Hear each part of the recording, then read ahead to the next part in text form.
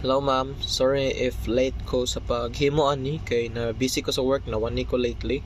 Apologies in advance, but this is my video regarding to the anong mag-rate me of very priceless 10 to 15 years in around the house.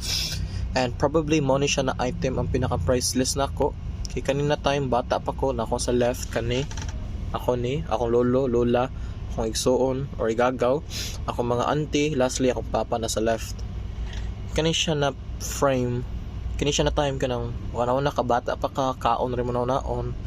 Priceless ginin ako siya na memory, although karaan na kani siya na picture, wala pa ni siya na buak or gilet go or gitago siya og tarong gi-preserve. Kay good times mo guni siya. Makaingon jud ka na time is money but memories are priceless. Did you kakabutang og kwarta kung makabalik pa ta sa past, especially if imong uncle kaning usa second kay namatay na due to cancer. Yeah, di naman ta kabalik sa past.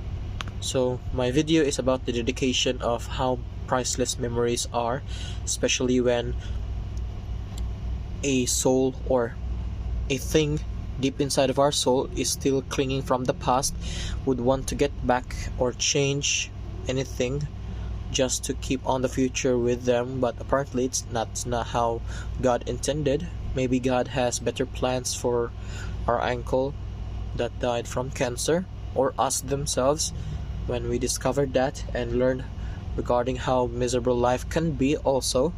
But doesn't mean when times are miserable it will be so on and so forth.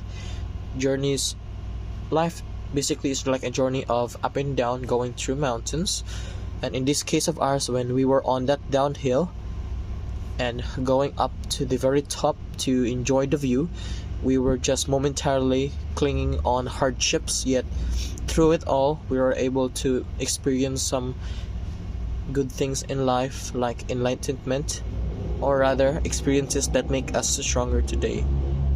So mo ni siya pa nako akong priceless gid na memories, kay di man jud kakabutang og kwarta in your memories. Mo ni siya tanan ma'am akong dedication for this video.